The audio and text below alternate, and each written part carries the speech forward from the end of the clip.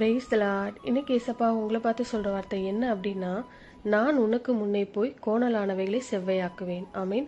ஆண்டவர் சொல்றாரு, என் மகனே என் மகளே, நான் உனக்கு முன்னால போவேன், கோணலானவைகளை எல்லாம் செவ்வையாக்கி தருவேன். நீ பயப்படாத. குடும்பத்துக்குள்ள, வேலையில, பிஸ்னஸ்ல எல்லாம் கோணல் மணலா இருக்கு, ஒரு நேரா இல்லையேன்னு கலங்குறீங்களா? ஆண்டவர் சொல்றாரு, பயப்படாத, நான் உனக்கு முன்னால போய் கோணலானதை செவ்வையாக்கி தருவேன்னு ஆண்டவர் வாக்கு கொடுக்கிறார். அவர் முன்னால போறதுனால கோணலான எல்லாமே சரியாயிடும். ஆமீன். இல்லைங்க, இதெல்லாம் சரி பண்ணவே முடியாதுன்னு சொல்றீங்களா?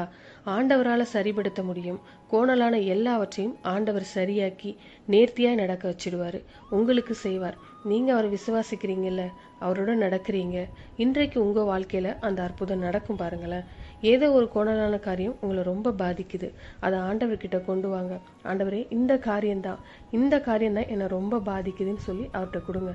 ஆண்டவர் என்ன சொல்வார் தெரியுமா? நீ இரு, நான் முன்னால போறேன், நான் சரிப்படுத்துறேன், பின்னாடி நீ என் பின்னால வா அப்படின்னு சொல்லுவாரு. உங்களுக்காக செய்வார். விசுவாசிக்கிறீங்களா?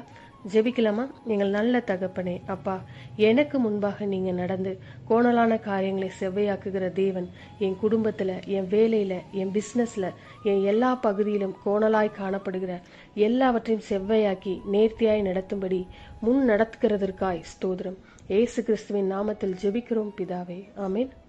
God bless you.